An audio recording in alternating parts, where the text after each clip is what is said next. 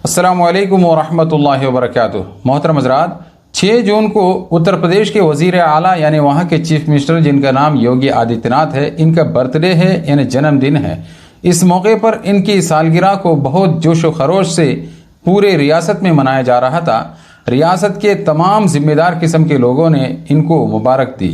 वहीं पर अशरफ नगर नसीरपुर जो ज़िला संभल में वाक़ है, एक लड़कियों का मदरसा है जिसका नाम अल जामियातु साबिरा है।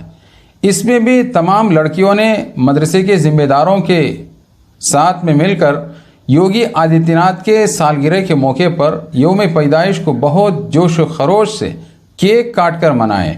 आपस में एक दूसरे को केक खिलाकर खुशी का इजहार किया। इस मौके पर मदरसे के जिम्मेदार मोहतमीम मौलाना अमीर अशरफी साहब ने कहा कि हमारे मदरसे में पढ़ने वाली तमाम लड़कियों ने केक काटकर योगी आदित्यनाथ की यौम पैदाइश मनाए हैं। इस तरह का प्रोग्राम रियासत में अमन और भाईचारे के पैगाम को देता है। इसी मौके पर एक दूसरे मौलाना हैं जिनका नाम नाजिम अशरफी हैं।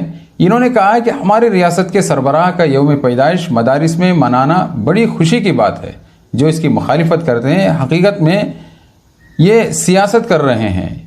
और प्रोग्राम के आखिर में मुसलमान लड़कियों ने योगी आदित्यनाथ के लिए बहुत पुरजोश अंदाज में दुआ की कि इनकी उम्र लंबी हो और रियासत में भाईचारा कायम रहे। नाजरीन, ये इस वक्त सोशल मीडिया के अंदर खबर बहुत तेज़ी के साथ में आग की तरह फैल रही है और खूब वायरल है। क्या मदरसे वाले भी इस तरह का प्रोग्राम करते हैं? और क्या इस्लाम में इस तरह के प्रोग्राम मनाने की इजाज़त भी है? इस सिलसिले में बहुत ज़्यादा चेमी गोइयाँ हो रही है और आपस में लोग सवालात कर रहे हैं। इसके मुतालिक आप क्या कहते हैं? कमेंट बॉक्स के अंदर एक जुमला ज़रूर लिखें।